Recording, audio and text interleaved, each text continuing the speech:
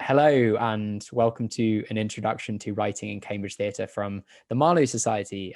Thank you all so much for coming and giving up your Wednesday Freshers Week evenings for the panel. It's lovely to see so many people wanting to come, freshers, writers, potential writers. It's very exciting. The point of tonight is basically to demystify the world of writing in Cambridge Theatre, as well as Cambridge Theatre in general, with our array of superstar panelists with their videos on, to sort of like answer all the questions that you guys had and any more questions you guys have, and just like talk through what it's all about, basically. So this is the first of two events of this kind. So an introduction to directing in Cambridge Theatre is tomorrow at 7 p.m, also on Zoom. If you haven't signed up to that, do go do that. There's also a Facebook event. So yeah, just some like housekeeping bits. I've got some pre-submitted questions that people put on the Google form, so thank you very much for those, as well as a few of my own. But if you come up with a question at any point in the call, just pop it in the chat box and we'll get to it at the end, and that'll be good. Yeah, as I said earlier, please do keep yourselves muted and videos off if you're not a panelist, because we're recording this to go up on our YouTube channel, so you'll be making a cameo on public record, as it were. So before we all introduce ourselves individually, I just wanted to say a bit about the Marlowe Society. So we're one of the bigger theatrical societies in Cambridge. We've been going since 1907, I think. And some of our alumni include people like Ian McKellen, Derek Jacobi, Rachel White, Sam Mendes, Tom Hiddleston, all those other famous actors who went to Cambridge who you've heard of.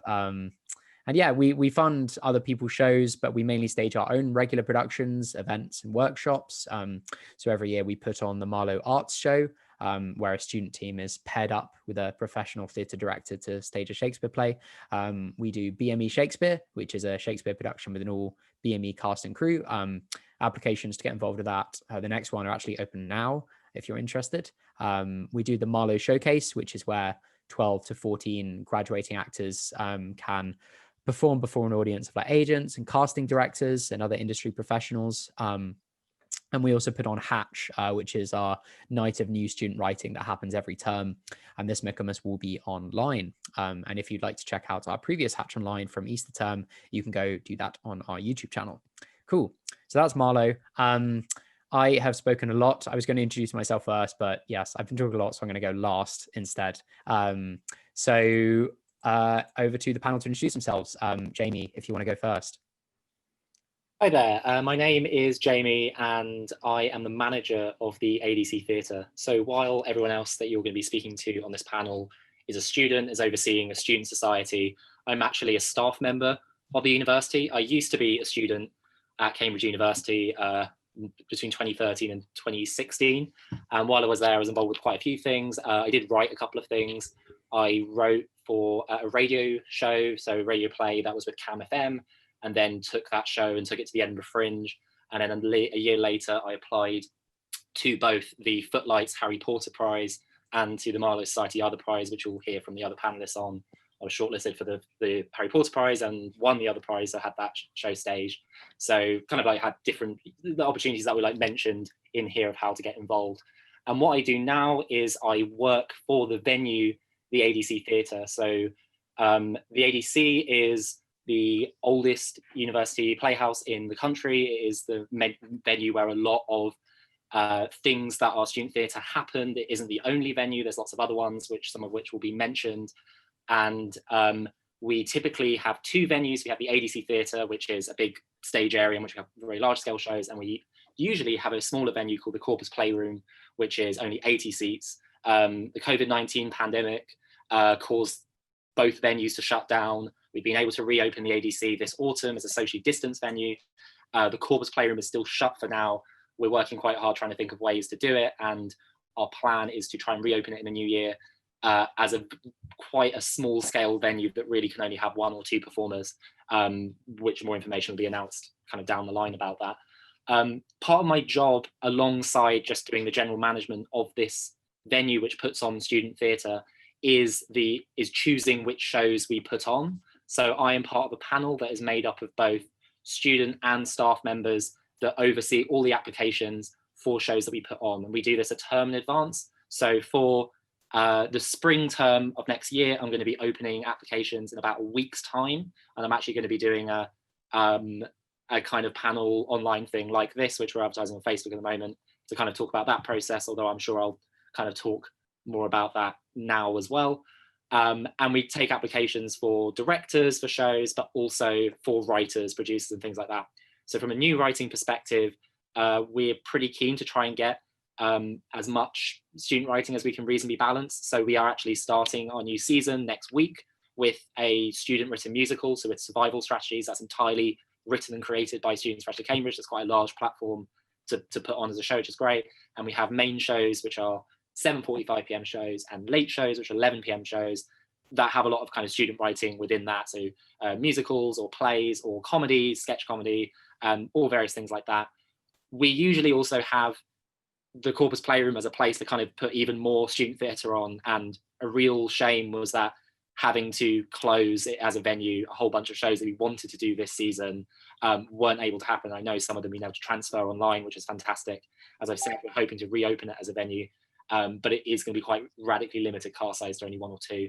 So in terms, I'll quickly wrap up because I'm sure I'll continue talking about it later. But basically, in a week's time, we have applications open for a couple of weeks. Anyone can apply as long as they're a student in higher education in Cambridge, whether at Cambridge or Anglia Ruskin. You never need to have been involved with theatre before. You do not have to be involved with a society. The societies that are represented on this panel are all great in terms of different ways to get involved and helping develop things. But if you have a script that is created or an idea for something devised, you are welcome just to make an application straight away without any idea about how the show would be created or funded, because us as a staff team, along with the societies, would guide you through the process. Yeah, I think that wraps up my stuff. I think I was next. My name's Jade. I am the current president of the Cambridge Footlights. The Footlights are one of the theatre societies in Cambridge who we just do comedy. That's sketch comedy, stand-up, musical comedy, poetry, like whatever. It could be, as long as it's funny, we kind of want to hear from you. In usual times, we have one kind of open mic night vibe gig every week. But sadly, as Jamie was saying, one of the venues has been closed. So that means that we've just got one every 2 weeks now in the ADC Theatre, and that's going to be live streamed. And we have auditions for them. You'll see them all on Cambridge Theatre Facebook. If you've not joined that yet, I'd say that that was like your biggest key into the whole Cambridge theatre scene. I didn't really use Facebook before coming to Cambridge, and then and now I'm a Facebook addict because that's all, like, that's where everything is now. So a bit about what I do, I guess. I run the Footlights Society in terms of like all the admin and stuff like that that goes on behind the scenes. I'm also a writer performer, so I do my own stand-up kind of stuff. I also do a bit of acting and writing, producing and directing. I kind of just do a bit of everything really. But yeah, I'm in my 3rd year. I study education, English and drama, which kind of links in very nicely to a lot of the theatre stuff that I do, like extracurricular wise as well. I'm trying to think what else there is to say really. But yeah, I'm writing the current the pantomime that's going on at the moment.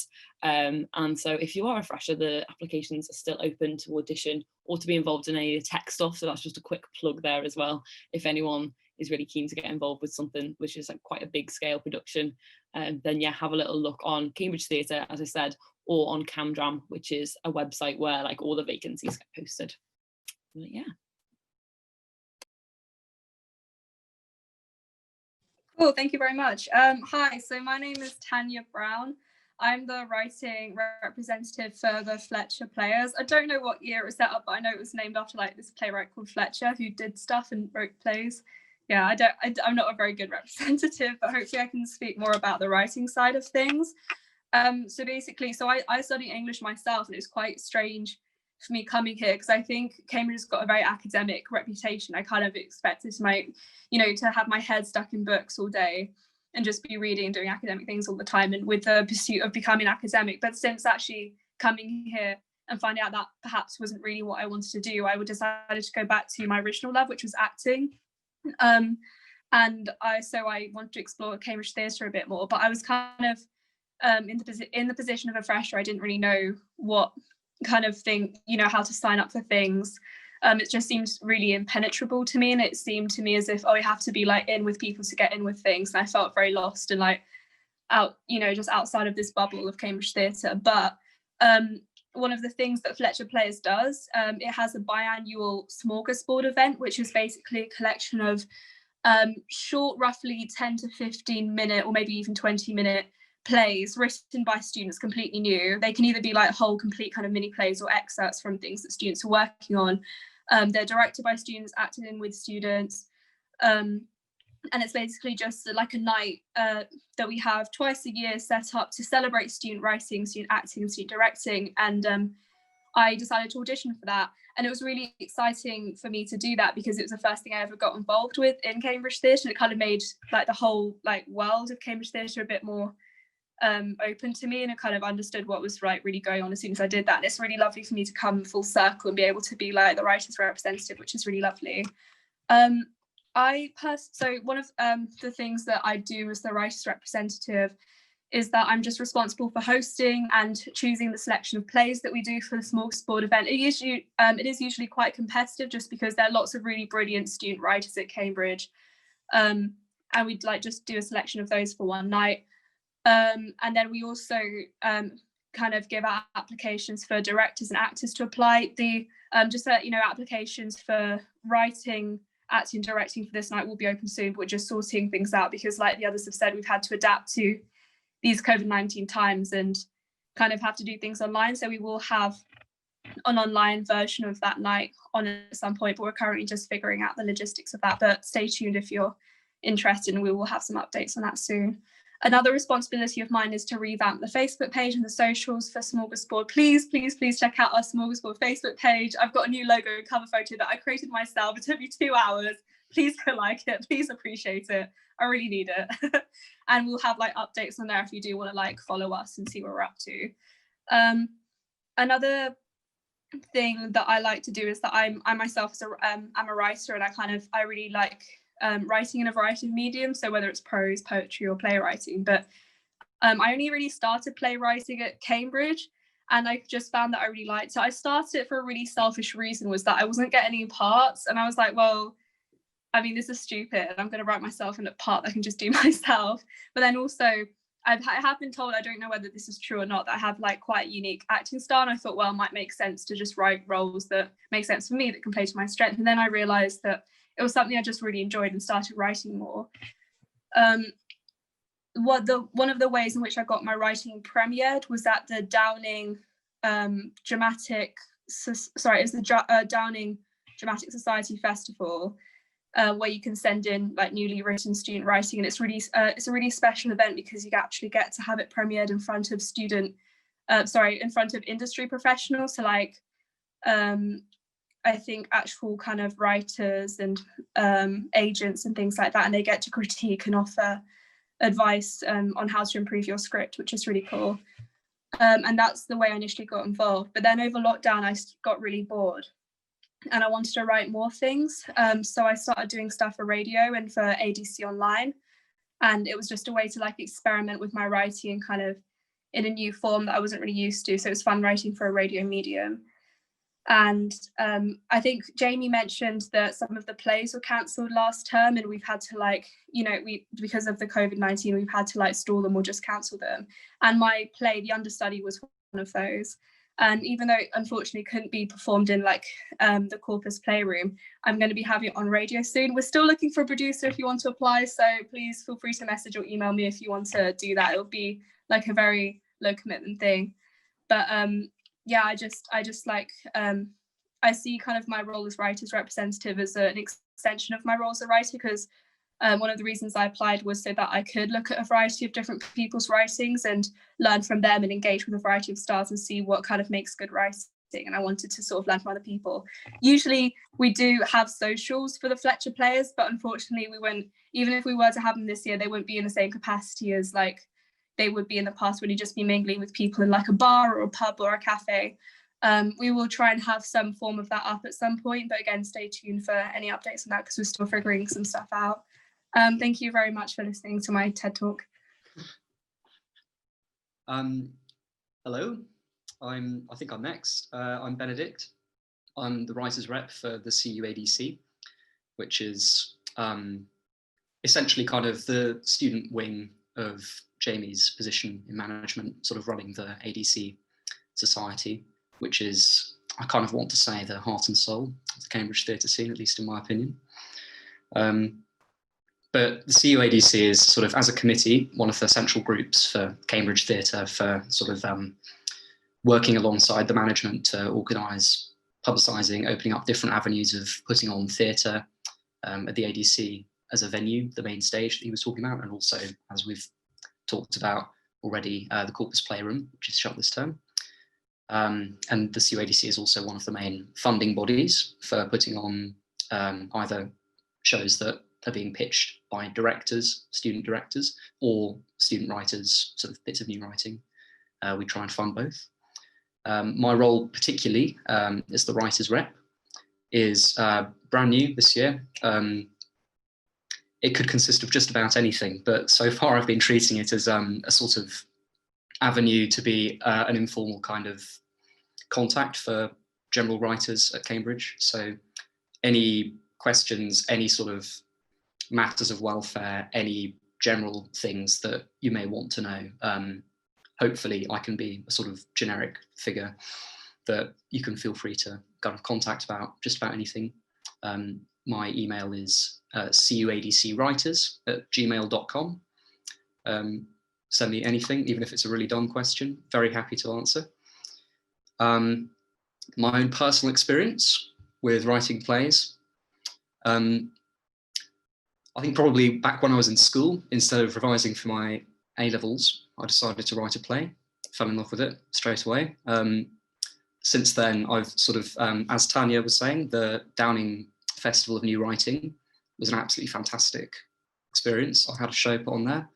I've also done Smorgasbord, and I was meant to have a show sort of previously at the Corpus Playroom, which was, due to COVID reasons, cancelled, which is a shame.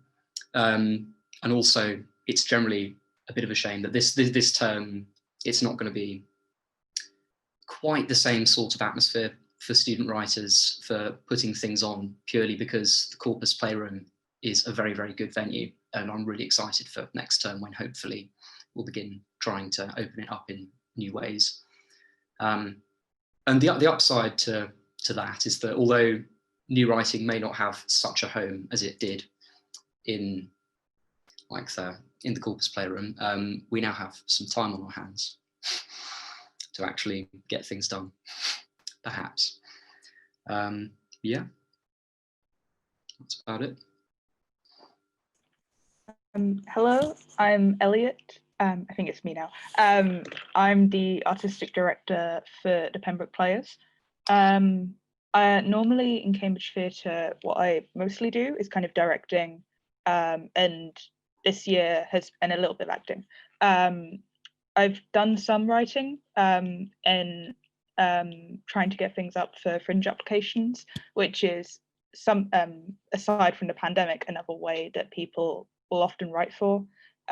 Things like the ADC and lots of societies will be willing to kind of fund people in going up to the fringe. But obviously with how things are at the moment, that's looking a bit unlikely. But yeah, I'm repping the Pembroke Players for this panel. We are associated with Pembroke College, or like part of Pembroke College, and it's student-led, and our alumni are people like Eric Idle, John Cleese. So we have quite like kind of history of comedy, and we do a lot of comedy things. We have regular smokers, which is basically almost like a mini showcase of lots of comedy talent, and anyone can write for that. And we have one coming up on Saturday for freshers. It's going to be really good. As part of our society, especially with this current committee that I'm on, we're really trying to take a step towards accessibility, and really just making Cambridge Theatre kind of like offering quite a safe space to like, I'm here, try things out. This season we're having a kind of new season, we've called it. So we often do themes for our seasons. So we have show applications, which is a way that you can get involved with us. We have a Black History Month showcase that we're doing. Again, we're all very encouraging of people coming to us with new writing or adaptations of older books, just kind of anything out of copyright. We really like seeing kind of what you can do creatively. Yeah, and my job as artistic director, I kind of take, it's my job to look at all of the applications that people can make and put them towards our committee, and kind of we help judge, see what we should put on that season. We are going to have open soon applications for a freshers play. So that can be, again, any adaptation or new writing. We have lots of kind of avenues for wanting to put stuff on. Normally we have a theatre called the New Cellars, which is in Pembroke, kind of underground. But unfortunately with COVID, we don't have that. So we've been looking into some live streaming avenues. So we've been able to do some physical theatre with a cast that's being live streamed out.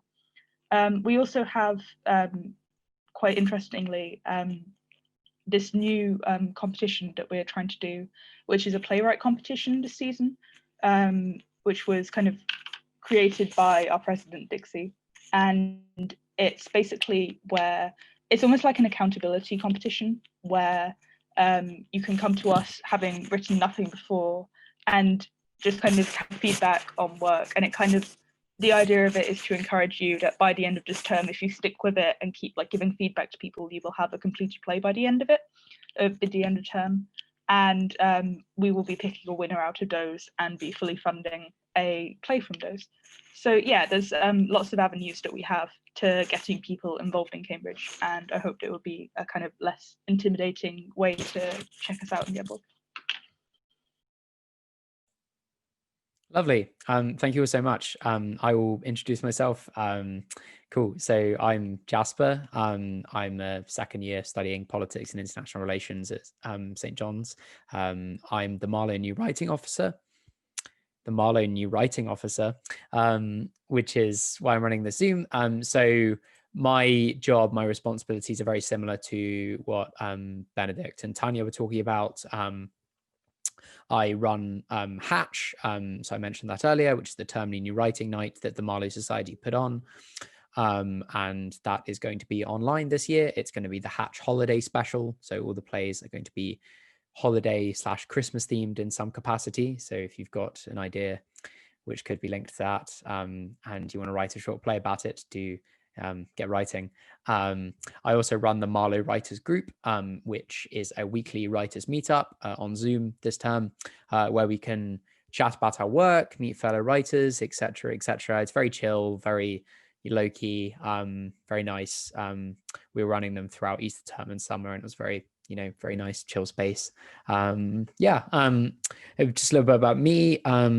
I also sort of do a bit of everything. I write, I direct, I act, I do photography and videography, generally sort of massively overstretch myself. In my first year, I tried to do as much theatre as possible. And for the freshers here, I would also really recommend that. Like, as we said, it's a different term than usual, but nonetheless, there is still loads going on. There's still a full term of shows at the ADC, other colleges putting on shows, online shows, radio plays, etc., etc. So definitely just try to get involved and like meet as many people as possible. Like, cannot recommend it enough. And yeah, that's basically what I spent the entirety of Michaelmas and Lent and then Easter doing. So this term I've got a couple of things lined up. I'm writing, directing, and editing a radio play sequel to a superhero comedy I did in Easter, The Adventures of Sharkman 2. I'm co-writing and co-directing an airplane style comedy called Space Mystery and Mystery in Space, which is the ADC Week 7 late show. Straight after that, I'm co-writing, co-directing, co-hosting a panel show, the Greater Cambridge Panel Show, which will be at the ADC in week 8. Hatch, as I mentioned, and if you're interested in films, I also co-produce Cambridge Shorts, which is the university short film festival. And similar to what other people have said as well, I dabble in other media, so Sharkman's radio, the rest of the stuff is theatre, and then I'm also a filmmaker, so when I was on my gap years before coming to Cambridge, I wrote and directed a feature-length sci-fi film, which you can go watch on Amazon Prime if you'd like, called Tales from the Apocalypse. But yes, enough about me. Let's jump into some questions. So we had several submitted. As expected, they were sort of centered around the same theme. So I will just kick this off with the most obvious question, which we've sort of touched on already, but we can go into a little bit more detail. What are the avenues for getting your writing performed at Cambridge? Jamie, I don't know if you wanted to go first on that as Mr. ADC. I think the most important thing to say is obviously writing is so many different things and it's often loads of different lengths. So in my answer, I'm going to kind of go from short stuff up to long stuff. So if you've written something that's quite short scale, whether it's if it's comedic, so if you're like, great, I've written something that's a sketch, then I recommend doing things like applying through the Footlight Smokers or Pembroke Smokers or stuff like that. If it's kind of short and dramatic, then stuff like Smorgasbord is perfect, where it's like, great, I've got something that may be standalone or it's just a fragment or something, you should apply to that. If you are in the middle of developing something and you want a sounding board from other people, things that have begun in more recent years, like the Marlow Writers Group, and I'm sure other societies will be able to comment on really great ways in which you can kind of develop things and continue to do stuff. So then talking about it kind of from an application perspective, so if you have something that's full length and written and ready to go, I encourage you to apply. I say full written and sort of ready to go simply because I plan to open the applications next week and I'm closing them 2 weeks afterwards, so on the 29th. And I'm always conscious, if someone contacts me and says, I want to apply with this thing and I have not started writing the script yet, or I'm like halfway through writing a script, I am usually saying, I would encourage you maybe to apply for a future term. I speak slightly from experience when I once adapted a book, or said I'd adapt a book to apply for the ADC, and I hadn't actually written the script yet, so I was basically pulling several all-nighters to try and write the script in advance of the pitch. And on the morning I went to deliver the pitch, it turned out that James Franco and Seth Rogen had bought the rights to make that book into a movie. I won't say what the book is for various legal reasons, not really legal reasons, but you can work out what the film was if you Google that. But long story short, I just don't think it's worth trying. I would rather not know that people had done what I had done there by like exhausting themselves and keep them up all night and things to apply for things, because it's a competitive process. You may not get the play and you may want to do it elsewhere, but I'd rather not.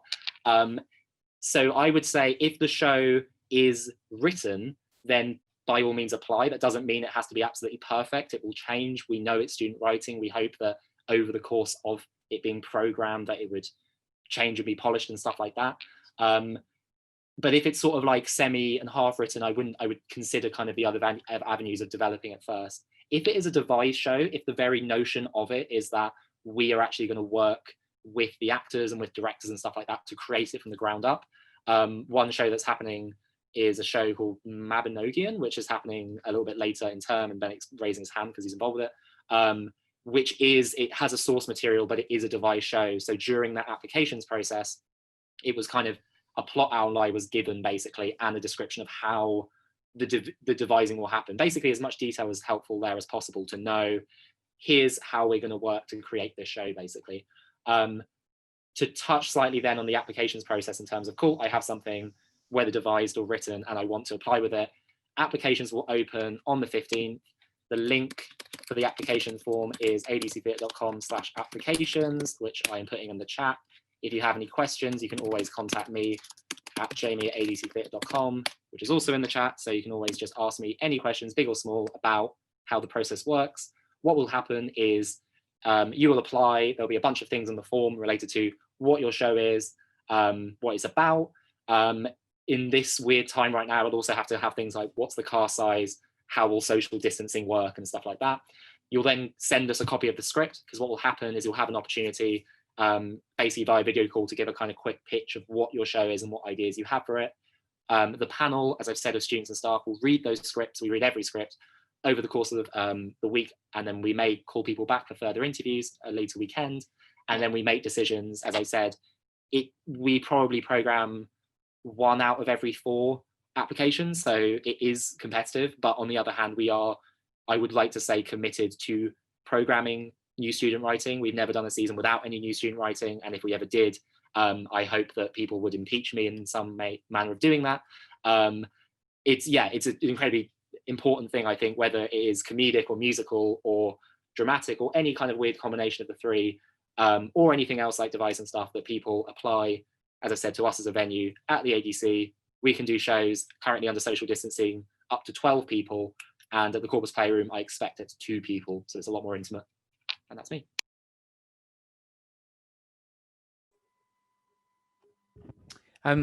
You mentioned about sketches and like short form writing.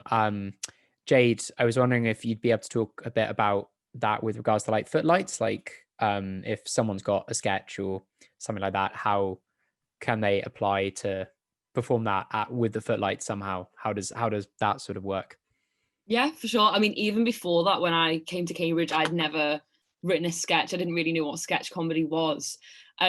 So even before sitting down to write anything, I'd advise that you come along to one of our workshops that we run, because that way you can meet, whether it even be virtually, which it probably is going to be, but you can meet like-minded people who also want to get involved in comedy, and you can kind of bounce ideas off one another, because it's really hard. Well, I find it really hard anyway when I'm writing.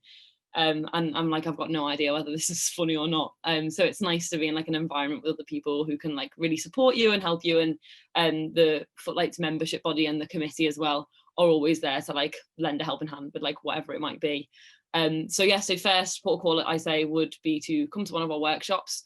If you've already got something written and you're confident that it's ready to go, then come along to one of our audition slots, which again is probably going to be virtual. So keep an eye out for them on Cambridge Theatre and on the Footlights page on Facebook. And yeah, the process is basically you'd either send us in the sketch script if you've not like yet got a partner to do it with, and we can help team you up with someone. If it's say a 3-person sketch and you've not yet met anyone who will want to act in it with you. If it's stand-up, then similar thing, you'd either send a video of yourself doing it. I know it sounds really awkward, but we completely understand that it's weird circumstances, so we're just kind of rolling with it. And then we'd put together a lineup, and then we'd basically just put you on the stage and provide you with any kind of, if it is a no, because they often are very overprescribed and really popular to get on. So if it is a no, then we will give feedback if you ask for it. But like saying that, we're also just students, and we also sometimes don't get into the smokers if our material isn't good enough. So yeah, feedback is, we can always give it, but I'd take it all with a pinch of salt, really. But yeah, that's basically how you get involved with us. Cool. And because we're on avenues, Elliot, would you be able to talk a bit about how that works with regards to like Pembroke Players, like how that, your applications process? So kind of similar to the ADC, we open show applications for next term, often the term before or a bit before. So that always goes on our Facebook and on our CamDram. So CamDram really has just every vacancy ever, and it's like divided up into like directing, writing, and so it will tell you kind of what.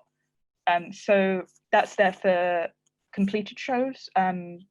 We kind of would prefer to have a script, I guess, or at least kind of know it as completed, just because Cambridge can be such a tight turnaround, and it's nice to kind of know that that's all sorted. But I really recommend for people who might have an idea or something that they're working on currently, the playwriting competition that we have this term, I think would be a really good avenue to get involved. We're doing lots of kind of focusing on helping people write as well, so it's kind of just a really nice group. Yeah, so we have that, which you can apply for Black freshers or anyone who's interested in writing who is Black. We have our Black Talent Showcase for Black History Month. That again doesn't need any experience, we just want to hear some ideas. So that can be like writing, a small scene, anything. Again, we just want to hear from you. And yeah, it's just keeping an eye on what we have. And then it's quite similar to the ADC, where you will apply to us, we will show application. We might have like an informal chat about your ideas and then hopefully program it in the next term. Cool. Yes. Just on one final note on avenues. So as Tanya mentioned earlier, she's producing like Smorgasbord. So that's very similar to Hatch. Both write nights for new writing. And yeah. So Smorgasbord is another great opportunity. Hatch is another great opportunity if you've got a short play, sort of like, yeah, like 10 to 15 pages that you want to put on. And yeah, as I mentioned, Hatch this term will be sort of holiday Christmas themed. So if you've got something that could link to that, or you've got any idea, yeah, do get working on that, and that'd be really cool. If I can add something as well, I think it's worth noting, correct me if I'm wrong on Hatch, but for Smorgasbord, we usually accept like a variety of genres. So in my own personal experience, I performed in like something quite funny, but and also like a drama that was about something quite serious. So we do accept like a variety of topics and genres. I think Hatch usually does as well. If you do want to focus on stuff that's more specifically comedy though, like obviously Jade's already spoken about Footlights, which is a really good avenue to get into to get into comedy. However, if I may also introduce the Cambridge University Light Entertainment Society, I think their deadlines just passed for writing applications, unfortunately, but you can still audition for things. And I think their tech team and prod team applications are still open if you'd like to get involved in publicity design or sound editing or just like producing. And the nice thing about the Light Entertainment Society is that it's light entertainment. So yeah, who doesn't like that? And also it raises money for charity, and we'll be picking charity to raise money for. So that's a good way to get involved as well. Yeah, absolutely. Yeah, thank you for plugging Cules. Cool. I'm going to move on to another question that we got submitted previously. Also, thank you to those who've put questions in the chat already. We'll get to them at the end. And if you got a question, pop it into the chat, and yeah, we'll make sure we get around to it. Cool. I'm going to pick an easy question I can answer quickly. Which is also linked to one of the questions just asked in the chat. Is there a writing group in Cambridge? How do writers meet others? As already mentioned, come along to the Marlow Writers Group. There's a Facebook group called the Marlow Writers Group, which you can join, and info will be on there about when we're meeting, what time. It will be Wednesdays at 7 p.m, barring any scheduling changes because of, you know, me doing some rehearsal or something. But yes, and I think that the first one of those should be next Wednesday. So if you're interested and you're free, do come along to that, or the one after, or whatever, if you're not free. But yes, so Marlow Writers Group, very good. Come to that. Another good question. What kind of experience is needed to get involved in writing? So we've already talked a bit about experience. One of you was literally just asked to join the Marlow Writers Group. Nice, you're on it. Cool. Experience. Yeah, some of you have already talked about experience and like what you've done and what you hadn't done. Benedict, you mentioned that you just wrote a play instead of revising for your exams. Was that your first entrance into writing then? Well, I have to say I don't regret it for a minute. Yeah, absolutely. That was the first sort of it was about an hour long, and that was sort of the first thing that I properly wrote and then got put on. And since then, obviously, as I assume lots of people listening to this will have done, I've written a lot of stuff, some of which is good, some of which is less than good, and some of it's been performed and some of it is burrowed away in a dark file on my laptop, never to see the light of day. And I'm quite pleased with that. But generally, the good thing about how many avenues there are that have been discussed here already is that, like, you can have a lot of experience and you can work on something that's long form. You can do something every now and again, whip out a small kind of comedy piece that you're happy with. There's just kind of so much opportunity for anything you could possibly be interested in. Personally, I have only sort of really tried to get to grips with doing longer things. I'm not really much of a short comedy sketch writer, so I can't really advise on that. But otherwise, yeah. Cool. Oh yes, Elliot. Regarding experience, plugging it again, but I really recommend for people who might be really new to it, the playwriting competition. That it says competition, but it's really more focused on what we're going to do is kind of pair people in like experience levels, and just it will be a really nice way to work on something new and like just kind of hold yourself accountable for trying to write something. And then you can get feedback from people who are kind of similar in experience to you. And it's a new way to meet new people. So I'm gonna at some point put a link in the chat to it, but it's something I would recommend for people starting out, or regardless of any experience level. I think it would be a good way to start out writing and kind of testing the waters.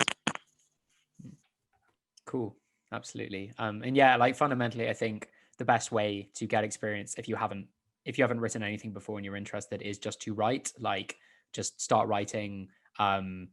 An idea you have, flesh it out. It could end up terrible, it could end up good, but like at least you will have written something, and then you can just like keep building from there. Like fundamentally, that's what it's all about. Yeah, I don't know, do any of the rest of you have things to say about experience levels? Tanya. Yeah. I guess when you say experience, what do you mean? As in, like, so as in, the question was what kind of experience is needed to get involved in writing? And I guess, yeah. It's just like, I remember when I came to Jamie with the idea for the understudy, I'd only like written one short play before, and like the understudy was the first thing, full length thing that I'd written, and like they ended up accepting it, which was really lovely. The one thing I would say was that, so basically in a normal term, so both the ADC and the Corpus Playroom, the main venues in Cambridge, they have like two different performance times. So one is the early like main show, and at ADC that kind of usually lasts for about 2.5 hours long. And then there's a late show slot usually for like smaller shows, and they're quite a bit shorter. And I specifically decided to apply for the late show slot because I'd heard that they're less competitive, and it's just from what I'd seen at late shows for Corpus before, they just seemed like more experimental, like the more experimental time slot. I know there doesn't seem like much logic to it, but it just sort of made sense to me. And it also made sense to me since, well, this is my first play, I might as well have the late slot, because it seemed like the better position to be in for like a newly written, student written show. So I thought that was, so hopefully that's helpful to anyone else if you do want to apply for those slots when they do open up again. In terms of just like writing style and stuff, I attended a few writing workshops throughout the summer with the National Youth Theatre, and they had some guidance on how to write. So one of the things that the writing teacher for that workshop said was that, like in every scene, the character has to have a motivation, and the character has to want something, and then the other character also has to want something too. And it just didn't make sense to me. And I kind of figured out that, there are some tactics and techniques that are good to have when you're starting out as a writer, just so you can get a grounding of like how to write and how to write well, but like you don't really have to follow through with them at all, or like all the time. It's sometimes better just to go with your own instincts. And I really encourage you, like Jasper, not to be afraid to make mistakes and kind of just go with your gut instincts and kind of just throw out the rule book, because sometimes the rule book needs a bit of cleaning. Yeah, Jamie. Cool. When talking about experience, I would literally just say, please get involved with anything or apply for anything. Like theatre is a kind of like, extracurricular, get involved with stuff activity in the same way as you might be like, I'd love to try out the sport for the first ever time. So in terms of like an application process, as I was saying, for applying things at the ADC and Corpus Playroom, we're one of the busiest student theatres in the country. We do 8 main shows, and we do 8 late shows, and we do at least 8 in the Corpus Playroom. We might only be able to do 1 a night with social distancing. We're weighing it up. If not, we can do 16. And as I said, we're dedicated to putting new student writing on. We want to hear from new voices from people and things like that. And that's just a drop in the ocean compared to all the online stuff which is starting to come out as well. So there's going to be even more opportunities to create things. And it's easy. I'm saying this from the perspective of like, if you have stuff created or semi-created and you want something to do it with, please don't be afraid. But I appreciate there's some people who are just beginning to think about writing full stop. And by that, I would fully encourage you to get involved with the various support networks that are existing here, like Footlights for Comedy and Marlo Society for Drama, including Pembroke Players, all these various things. You won't know that you're interested in playwriting until you do it. So please do. It's the best thing. Cool. This segues nicely into a question which I'd written, which links to some stuff that Tanya was saying, and then we'll link to what Jamie was just talking about like pitches and that kind of thing. So what qualities and features and that kind of thing do you keep in mind when you're accepting pitches for new writing? So yeah, Tanya talked to you a bit about how the different show slots at ADC and Corpus sort of like tend to be for different kinds of shows. So like new writing late shows might be more commonly new writing, for example. But yeah, and that can be opened up to everyone for what you just look out for when you're accepting stuff. But yeah, Jamie, are there things which you look out for when you're accepting pitches for new writing, specific things, or is it sort of like, oh, as long as it's good kind of thing? I mean, it's easy for me to say as long as it's good, because I never want to be too specific about what you're looking out for, because firstly, that could be very narrow-minded from various perspectives. We obviously are interested in people wanting to impart their perspective on life, depending on what they do, where they are and where they come from, etc. I would say you alluded to it slightly, that there are different venues with different slots. This slightly ties into the question put in the chat by Emma. So as I said, there's ADC main shows, which are like full-length shows of the kind of thing with like an interval in between, and that's usually, you know, somewhere between 2 and 2.5 hours, which in script terms usually page a minute, so you're probably looking somewhere between 120, 150 pages, so like quite substantial. ADC late show can only be 1 hour and 15 max, because it starts at 11 p.m, so it does have to be finished before our licensing runs out.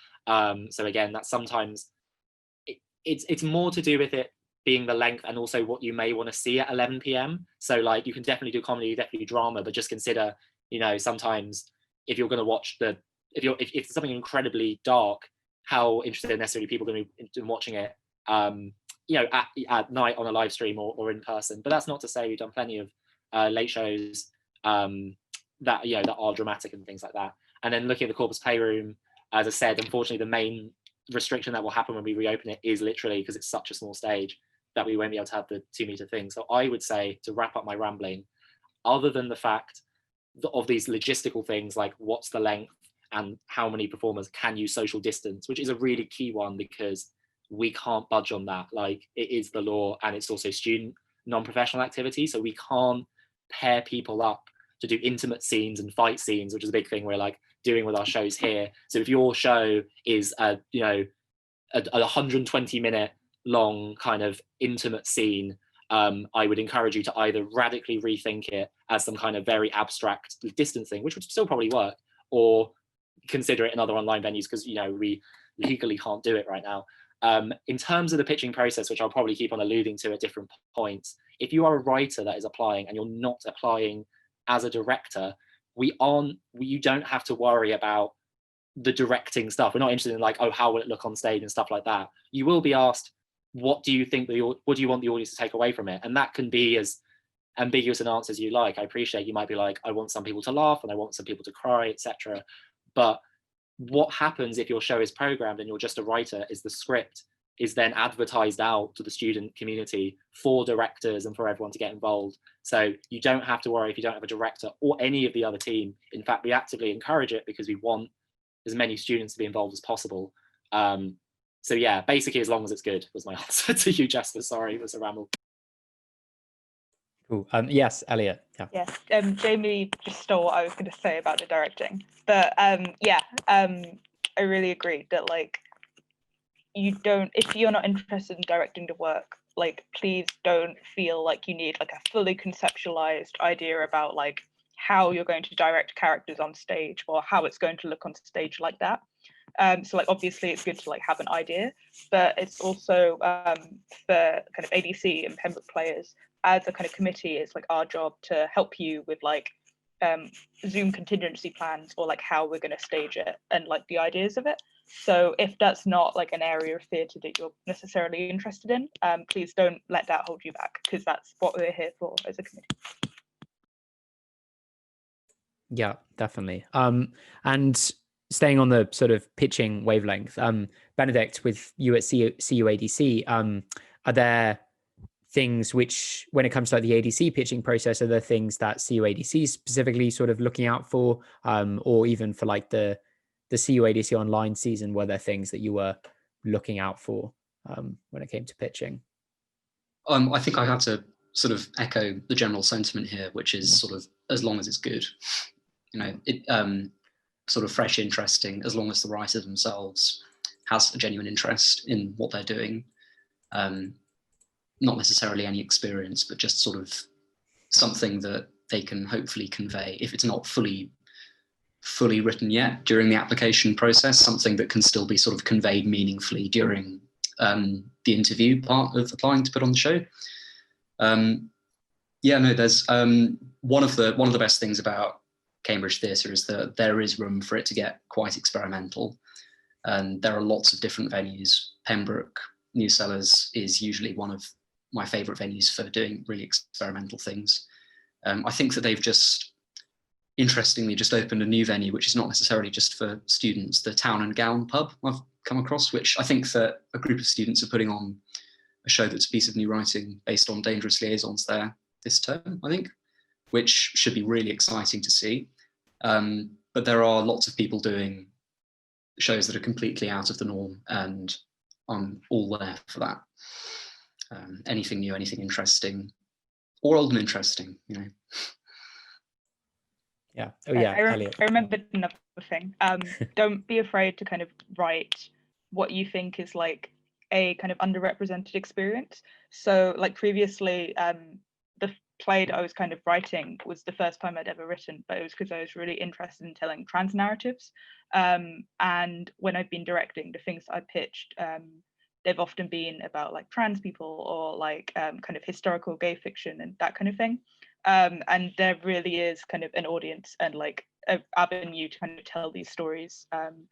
So don't be afraid to kind of write stories that aren't kind of commonly put on, because there's lots of avenues and it's nice. Definitely.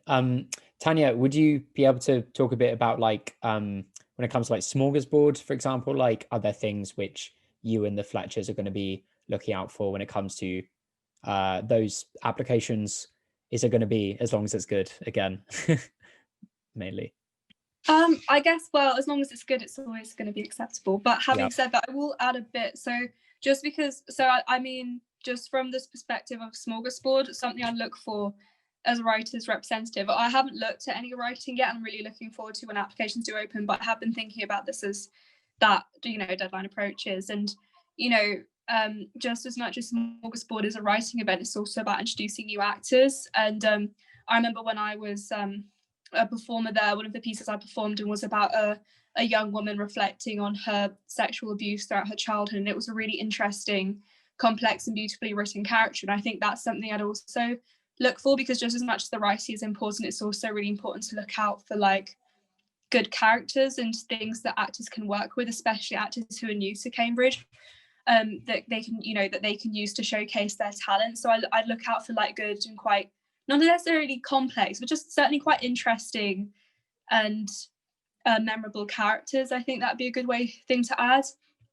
And stuff that's definitely fearless as well, like Elliot was saying, like stuff that deals with kind of issues that aren't talked about often, or are, you know, things that we don't see a lot in theatre and spoken about in like our contemporary culture. We can, you know, that like Smorgasbord always welcomes those kind of writings. And I hope that encourages you to submit anything that you feel comfortable submitting, and kind of expressing that in an interesting but also like a like courageous and maybe sometimes even a vulnerable way. We kind of accept all types of voices here. And obviously I think events like Smorgasbord do tend to be a bit competitive, so just because, you know, there are lots of really excellent writers at Cambridge who, you know, want to kind of write things for the stage. And I think it's just worth keeping that in mind and thinking, well, what will what will make this sort of scene or this piece of writing stand out, especially when it's in a constrained time frame of about 10 to 20ish minutes. So it's just something to keep in mind. I hope, obviously it'd be nice if it was good too, but you know, those are the things that I keep in consideration. Yeah, absolutely. I would echo that. And Jade, would you just be able to talk a bit about what like you guys at the Footlights are looking for, if anything, as well as long as it's good and as long as it's funny, I'm guessing? Yeah, of course. Obviously those two things, but I think for us it is more just looking for potential, because a lot of people who come to the to Cambridge and come to do Footlights shows are doing it for the first time. So they may not have written a sketch or done stand-up or anything like that before. So we're just kind of here to be really supportive and to offer any help or any guidance. But yeah, ultimately it's just looking for that bit of potential, and then the more smokers you do and the more workshops you attend and things like that, like the better you'll get. And so it's, with comedy it's a bit different, because it is like the more you perform the better you are at comedy. So we never kind of judge people on like that first audition or anything like that, or that first sketch that they've written, because we've all been there and we've all written some bad stuff, myself included. But you don't improve unless you do just put yourself in front of an audience and like maybe bomb a little bit. So yeah, we're just more looking for potential than anything that's particularly like groundbreakingly funny, if that makes sense. Absolutely. Yeah, I would echo everything that everybody has said. And I just want to pick on something which Tanya was saying about and also Jamie, about the other things you've got to keep in mind when you're writing something new and pitching it. In that, so for example, with Hatch Online in Easter term, we got the most applications we got the most scripts submitted that we'd ever had. It was mad. And we definitely wasn't expecting it, but that obviously meant making many like hard decisions about like which scripts to accept and which to not accept, and sometimes it was coming down to really fine details, and that was the same with when I'm doing Cambridge shorts, and it's the same rules apply for films, and that I think I would say first that if you pitch something that you've written to any of the things that we've talked about here or something else in Cambridge and it doesn't get accepted, that doesn't mean that it's bad per se. That doesn't mean that it won't ever work or any of those doom-mongering things. Like, it can genuinely just be like, oh, something else was pitched that was similar, for example, or like, oh, there was just like something like it was really competitive and there was just something which gave another thing the slight edge. Like, for example, with Cambridge shorts, 2 films were submitted about very similar subject matter and we couldn't show both, so we just had to make a sort of like tough choice about which one just had the slight edge to screen, and it's like slightly frustrating because it's sort of out of your control when you're doing that, but like I guess that is just sort of the reality of these kind of events.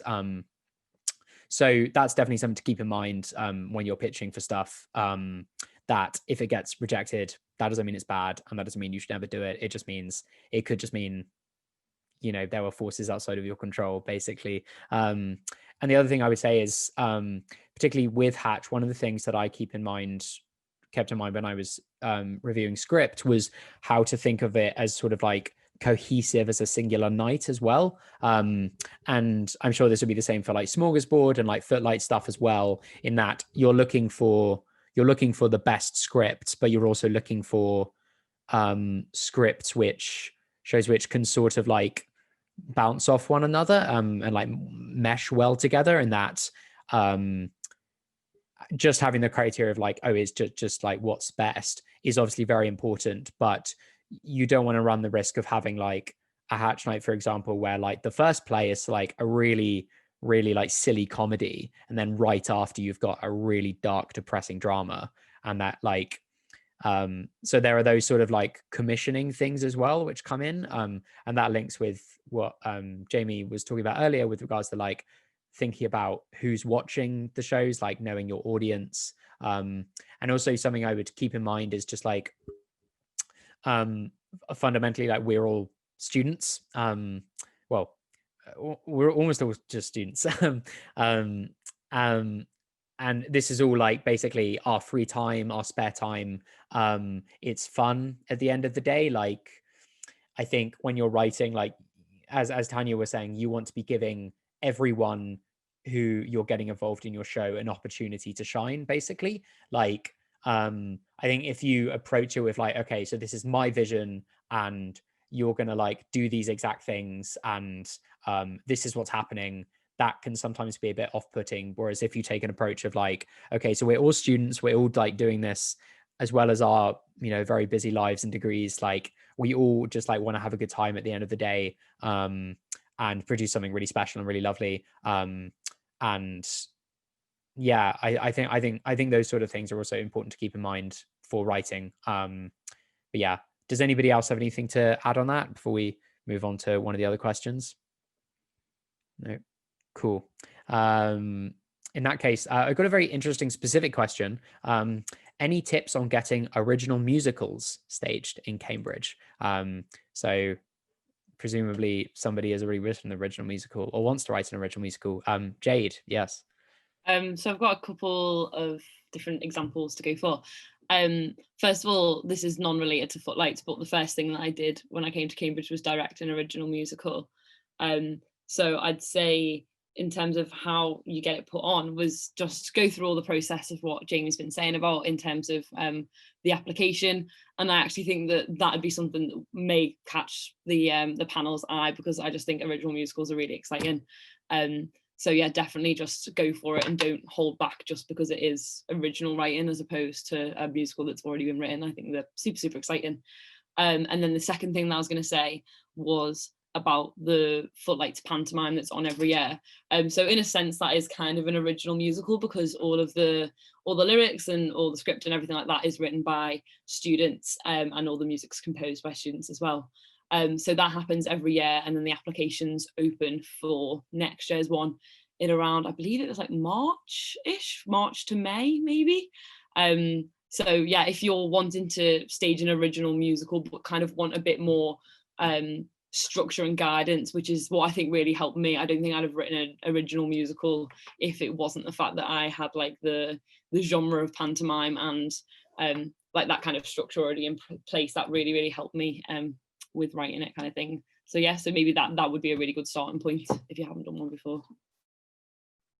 Cool. Yes, Jamie. Yeah.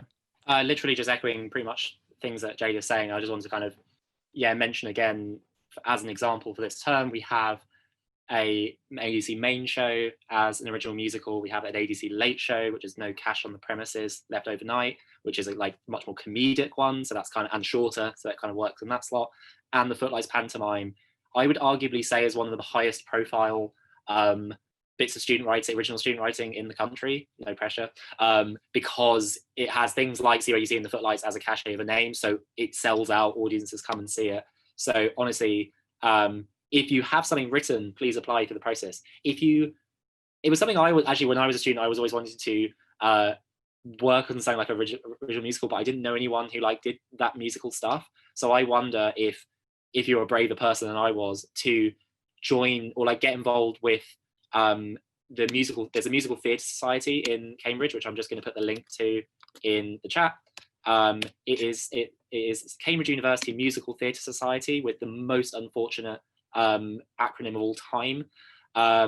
They famously support, if the Edinburgh Fringe is able to return in its usual capacity, they famously support an original musical each year that goes to the Fringe. One of the ones that happened was Six the Musical, which began as a student-written production. I was a student when that was written by some people in the year below me. It literally began as a kind of fringy, let's put it on an Edinburgh Fringe venue. I think one of the writers involved hadn't written for a musical before. It did really well. They continued to polish and develop it. They put it on the ADC. It got picked up by someone. It was just about to open Broadway before the pandemic. So it's the similar feeling of like, please, please, please go for it. We're always interested. Yeah, absolutely. Does anybody else anything to add on musicals point? Oh, yes, Elliot. And kind of like, I guess, think about if you're going for a musical, it doesn't always have to be like a full orchestra and everything. Like you can always kind of, with Pembroke, we'd be happy to hear any musical stuff. And it's like, there's so many shows that you could go like acoustic, you could have like just a few things. I've known some shows that will do like just have a drama. From last term there was that, but like don't feel like it has to be a full like kick line thing to have a musical. Like we want to hear everything, and that's something you can be creative and abstract with as well. Yeah, definitely. Cool. I'm going to move on to some of the questions in the chat. If you're still here and you have got questions and you haven't put them in the chat already, please do, and we'll try and get around to all of them. So I'm just going to go downwards. So from Tom, who I think has left, is it common for writers to be involved in some capacity in their plays, e.g. directing or acting? I would say quickly, I personally am a writer-director. That's just what I feel comfortable with. I don't particularly like the prospect of giving other people something I've written to direct. It just makes me feel a bit anxious. It'll have to happen at some point though. But so yeah, I tend to apply to direct the stuff that I write. And yeah, I think it's sort of like up to you in some sense. Like if you really don't want to direct, like we sort of touched on this a bit earlier, but like, I think that's fine. But because you will still be the writer, you will be involved in the production. And, you know, I'm sure if you wanted to act in it, then that is totally fine. But yeah, that's my spiel. I don't know if anybody else has things to say on that. Yeah, Tanya. Sometimes you might find yourself accidentally directing your own piece without necessarily intending to in the first place, just because I found that during the great lockdown of 2020 when term was still going on, and Jasper was actually involved in this show that I did. So I wrote a play called Tower Sam, and Jasper played the part of my dad, which is like really strange, but to your credit, you did it really well, so that's good on you. I originally kind of sent out an application for directors, and I found like assistant directors who are really great, and I'm really grateful for their support. But I think I just found it hard to have directors. One of the difficulties of having directors that even if people were interested, there was just like so much, like the play itself, without going too much into it, it basically centers on the genocide of Mongolians during the Cultural Revolution in China in 1967 to 68ish. And it's just, one, it is like quite a heavy topic, and two, it like it's dealing with some quite specific historical stuff, not just about the events themselves, but about Mongolians and Mongolian culture. And it was just quite unrealistic to expect someone who isn't acquainted with that to just suddenly get acquainted with that all in about a space of 2 weeks. So I just thought, well, I might as well direct this myself, because I'm probably in the best position to talk about these issues and like direct people about what the society is like and what the people's like, and also most importantly what my family were like and what happened to them. And also considering I think there are literally about 3,000 Mongolians in the UK, so I felt like I had a duty to do my people proud. So I just got into that accidentally and ended up really enjoying it.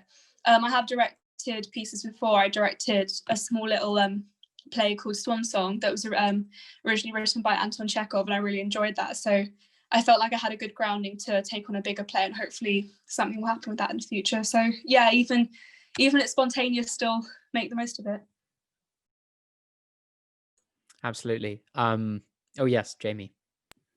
Pretty much echoing what other people have already said and what I've said previously, specifically with applying for next term at the ADC or Corpus Playroom.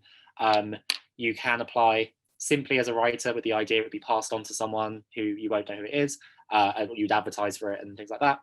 You could apply as a writer and director if that's what you want to do before, and it is worth mentioning you don't feel like you need experience directing as well. There's always, you always want to potentially get your foot in the door that way.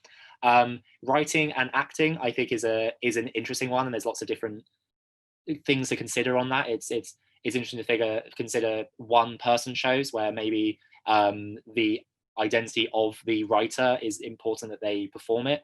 It's also worth considering that stand-up is essentially original writing that is performed by a person. So those kind of things you inherently expect the writer to kind of act in it as well.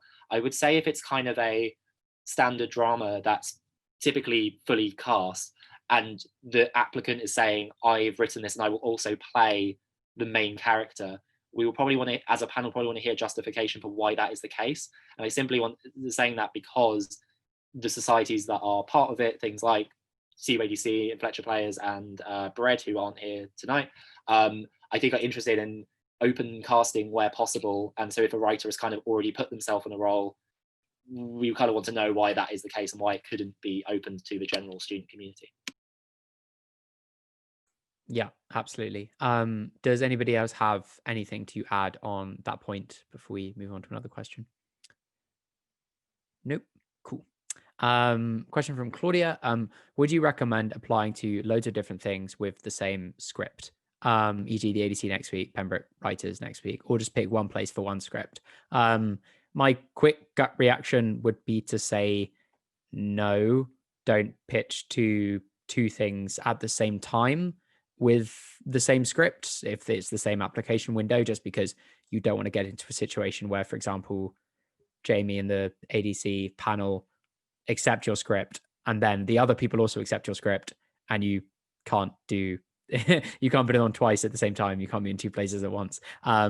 But I think if you pitch, say, for example, you pitch to the ADC one time and then it doesn't get accepted and then another application window you pitch to somewhere else, I think that would be totally fine.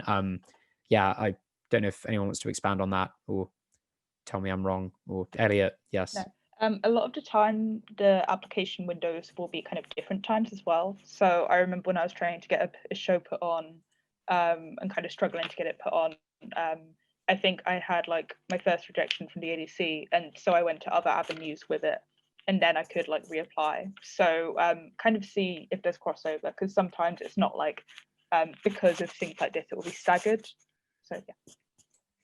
Cool. Yep. Yeah, maybe. Yeah, I'd say usually it's staggered in a way that you can kind of know, oh, I've got something. And I would say I do get generally where you're coming from, Jasper, that there may be a situation where like I have to directly talk to maybe a thing if it's programmed at the same time. But I think realistically, writing a play takes a really long amount of time, and I wouldn't want anyone to think that they just couldn't just apply to every, like in the non-student world, in the professional world, you're just wanting to like get it out to as many things as you can. If you conceivably got programmed two different places, you'd make that choice. I imagine if you were programmed two different places, just from the sake of splitting an audience, you'd want to make a choice, and honesty is just what's important there. And if we find that someone has to drop out of a slot shortly, like it's good to know shortly after it's programmed and not the week of the show. But you know, like we understand, it's fine. Absolutely. Yeah. Does anybody else have anything to add on that one before we move on? No. Cool. Cool. Right. Question from Adidamola. Where can I find info on the Black Showcase and Marlo Writers Group? Yes, Marlo Writers Group on Facebook. Again, go request to join if you haven't already on the call. Info on the Black Showcase for Pembroke Players. Elliot, Yeah. that's... I passed it on to them in a kind of direct message from Oh, chat, but fantastic. everything's on CamDram or Pembroke Players Facebook group, so Pembroke Players Facebook page, so yeah. Yeah, sweet. Cool. We've already talked about length in applications. Question from Dominic. Is the Downing Festival of New Student Writing and Pembroke Players both open to students at colleges other than Downing and Pembroke? Nodding for Pembroke, yes, and also for Downing. It's it kind of just refers to which college it's associated with and kind of where they get funding from. So it's kind of like how colleges almost have sports teams. It kind of is almost like that. So that relates to the avenues, like theatres they might have and things like that. But it's open to any college. Yeah, definitely. And yeah, same goes for Downing with plays that they commission when their New Writing Festival is on. I think logistics wise, the Downing Festival of New Writing is on in Lent term, so next year. Logistics wise, I think they're going to be waiting to see how COVID pans out, whether there is going to be a vaccine and we're fine and we can go back to normal by then, because as is happening now, a lot of colleges are implementing college only rules about like who's allowed in. So in the event that those kind of rules are still in place in Lent term, I'd imagine that those events would become college specific perhaps, but you know, it's all kind of thing which is up in the air.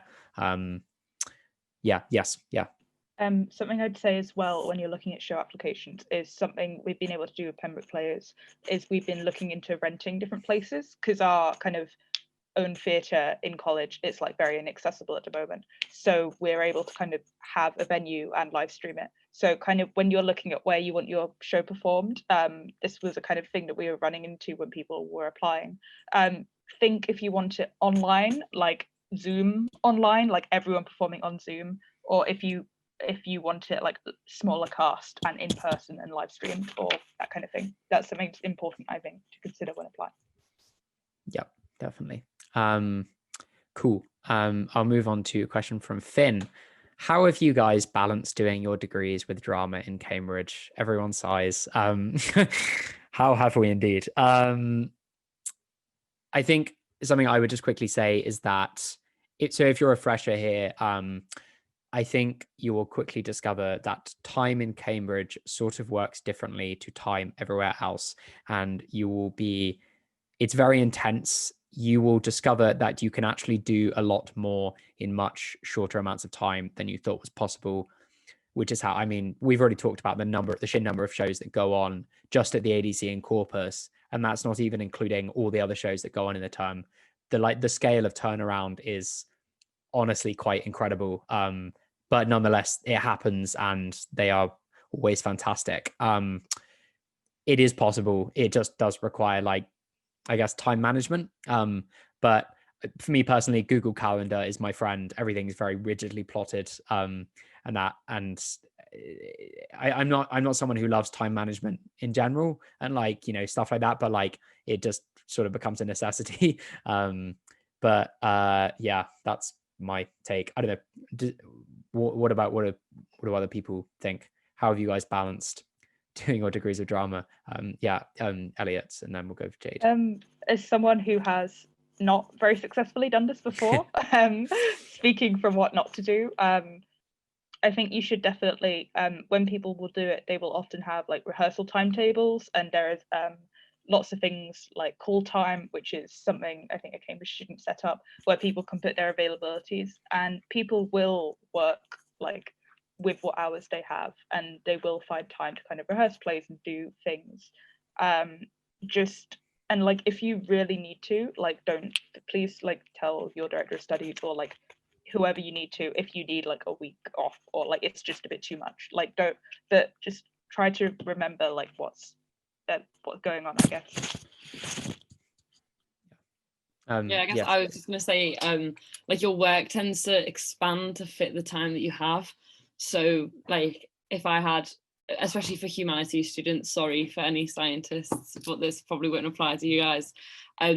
But say if you have like an essay to write and you've got a really busy rehearsal week, you'll probably manage to write the essay the same you would if you had a completely free week. It just means that you'd spend longer on it.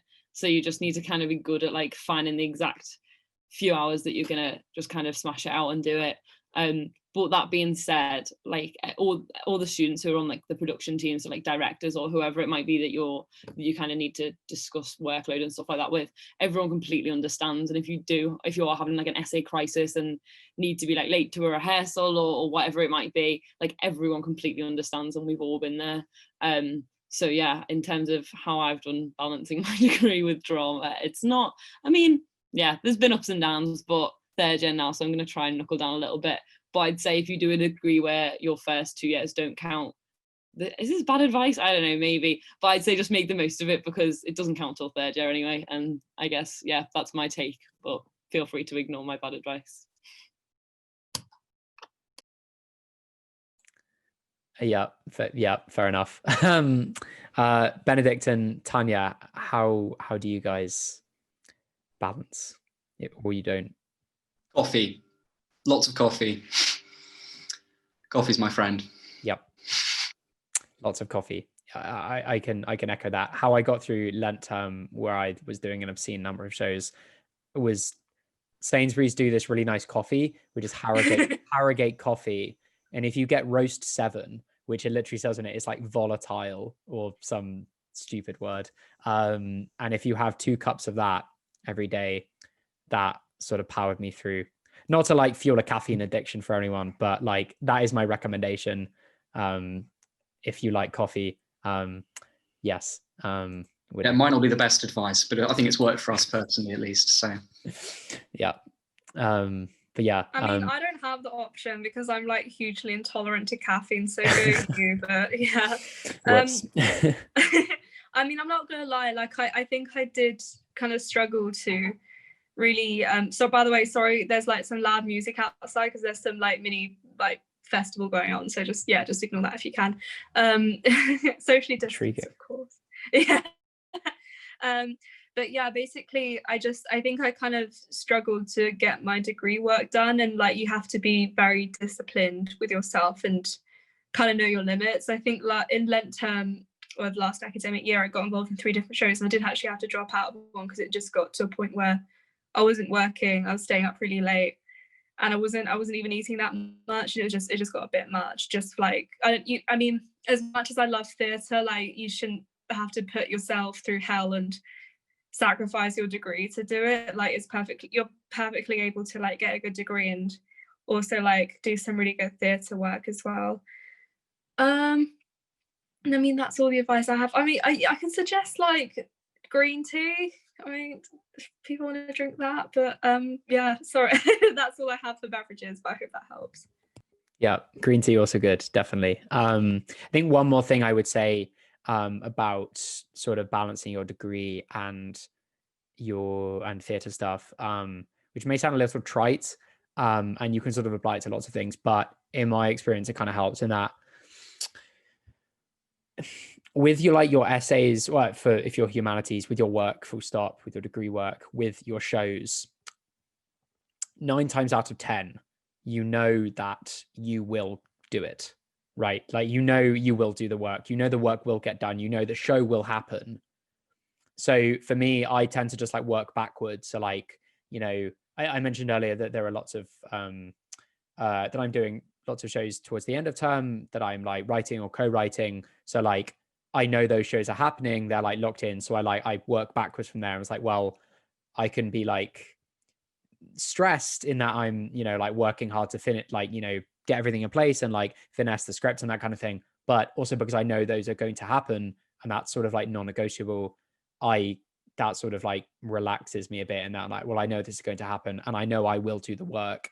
And then you do, and then suddenly you're like, oh, I've just done all this thing, or done all these things. That's amazing. I didn't know I was capable of that. And yes, I think it's finding the balance between pushing yourself and you know, finding that you can like achieve things that you didn't think you could achieve, and also, you know, taking care of yourself, making sure that you still make time for yourself and also like your friends, and, you know, like all the other wonders that we get here at Cambridge. But yes, that would be my my thing to add. From Emma, says, okay, if you do advertise for a director for your play, from your experience, is it still able to be a collaborative process? Are writers involved at all in the rehearsal process? Thanks. That would link well to our directing workshop panel, which is tomorrow night, same time, with some of the same people. So Jamie and Jade will also be there. But just from a writer's perspective, I think it sort of is, again, totally up to you if you want to be involved in the rehearsal process. Like if you just want to like give the script away and then watch what somebody does with it, that's sort of totally fine. If you really don't want to do that, as we sort of already touched on a bit tonight, that's also totally fine. Yeah, I don't know, does anybody have specific things to add with their experience on that? Yeah, Tanya. I think it just depends on like the writer themselves. So I've been in shows where the writer just didn't really have much to do with it at all, and like just left it to the director to sort everything out. It was pretty like easygoing with how it would be. I think that was usually done with like comedy shows, maybe just because like there's more, I'm not too sure why that is, I'm just making stuff up as I go along. But maybe just because like just in the specific comedy show I'm thinking of, like the writer trusted the comedic instincts of the director quite a lot and was happy just to leave it to them just to sort through the show. So I guess it kind of depends on the pre-existing relationship to an extent as well. From my personal experience, I do like getting quite involved with the directors who end up directing my piece, if they're not me, of course, because that kind of is self-explanatory. But basically I just I think I kind of like the idea of being deeply involved in the process, and I understand that you know, sometimes there might be things that need explaining to or justifying to the directors that might not be immediately visible to them. And like I have specific things and images and ways of saying a line that the director might not have picked up on before. And I like to kind of say, you know, say my piece and say why, you know, I think it should be that way. Although I am, as always, like, open to sort of collaborating with the director and hearing their point of view as well. So kind of, I think it just depends on the writer, the kind of relationship they have with the director and the text itself sometimes. Yeah, Jamie.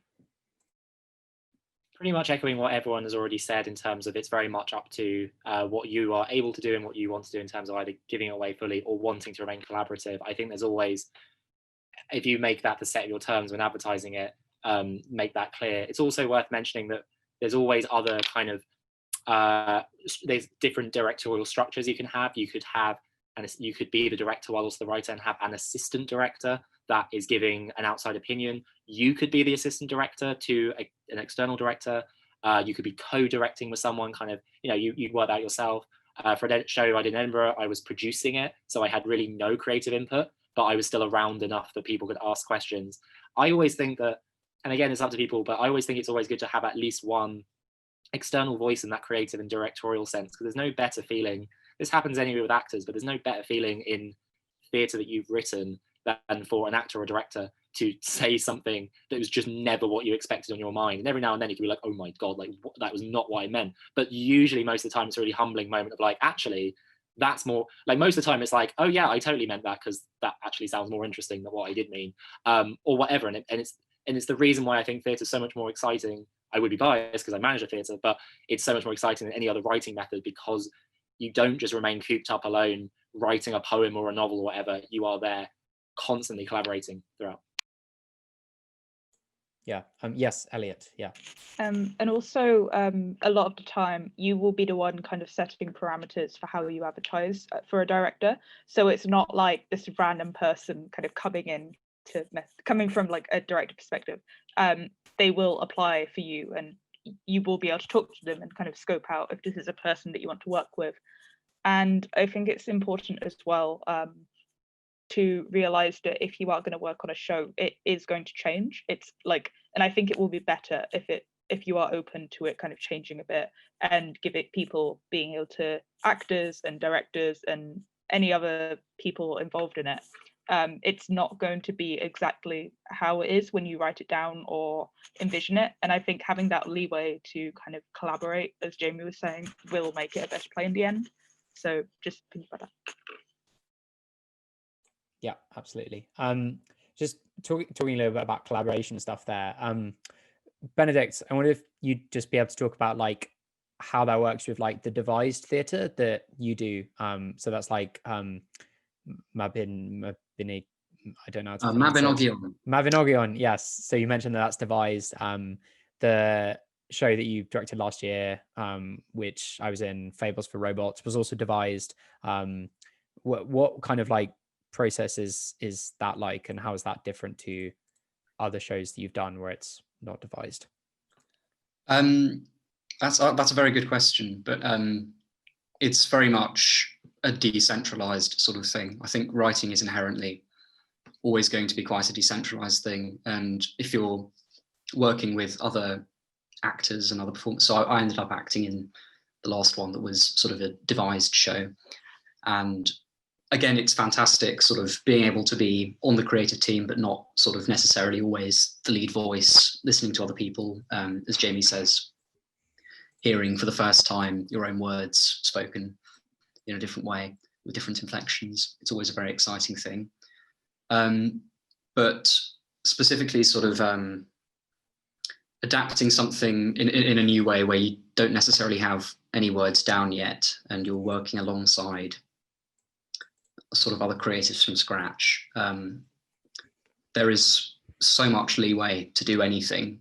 I'm currently still in the process of finding out what's going on myself, but I'm assembling personally a really big team of people, and I've got some things written down, and I've got lots of different voices from all sorts of different, like kind of some freshers, some people who've done things before, written things themselves, directed things themselves. And I'm really looking forward to something that's very big and collaborative, over Zoom, of course, socially distanced, appropriately, but hearing as many different voices, but in a slightly decentralized way, as opposed to writing by yourself in a room. I don't know, I'm excited to see how it turns out. It's just sort of a sense of learning on the fly, I think, and that's quite a fun thing. I'm really, really, really glad that the ADC decided that was a worthwhile thing for them to program. I hope they do in future too.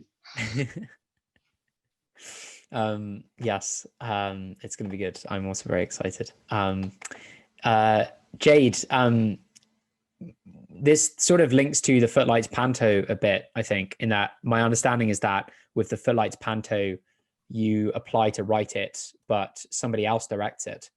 So what's that? Yeah. So what's that like? Yeah, exactly. I mean, the process hasn't yet begun. We've just started doing auditions and things like that, which is super, super exciting. And it does kind of feel like I'm handing off like my baby to Una, who's the director. No, I completely trust her with it. And I think that because the process is so rigorous and the writers are on the panel of people who interview and choose the director, you build up that like relationship with them, and like you've chosen them for a reason, because obviously you know that you're going to trust them with your work. But yeah, I think because I've got a background in like directing and in, well, I guess producing and acting as well, I think I'll probably have a bit more of a say than perhaps someone who was just a writer and is happy to just kind of like give it away. I think that I will be like present in some rehearsals and stuff like that where possible. But yeah, again, it just depends case by case, because I know a pantomime a couple of years ago, they didn't have too much of a say at all, really, and that worked for them. So yeah, it just depends. But just quickly on Footlights shows in kind of general, in terms of like smokers and stuff like that, they don't really have a director. You kind of direct yourself anyway. As I said, you can ask for feedback and ask for what the other people in the cast and in the lineup kind of thought of your set, and like if you wanted to know what people thought. But in general, yeah, you are, if you do a piece of stand-up, you're essentially directing yourself anyway. Yeah, cool. Yeah, I had one final thing to add to all of that with writing and directing. I think if you've written your own thing, if you've written your own script and you either directing it or you're involved in some capacity in the actual production realization process, oftentimes it can be sort of like walking like a tightrope between staying true to sort of your vision, as it were, and like a very collaborative space. So I've sort of been on like both ends of the stick. I've done shows which are extremely collaborative and where like everyone's just sort of like pitching in ideas, and then the final show ends up like there are loads of just like gags and like lines and like bits which have just been like added in through the rehearsal process, and that's always really fantastic because, you know, as these guys have been saying, it's always great to see like somebody else's spin on it, and it's always just great to hear other people read what you've written and speak it and have their own thoughts about it. So like back in Lent term at the Pembroke Newsellers, actually I did co-wrote and co-directed a Doctor Who spoof called Doctor Whom, which had a very sort of like tight script, but nonetheless throughout we were like, okay, we're making these rehearsals, you know, as fun as we can and like collaborative, and the final show had like so much in there that, you know, we just never thought of when writing it.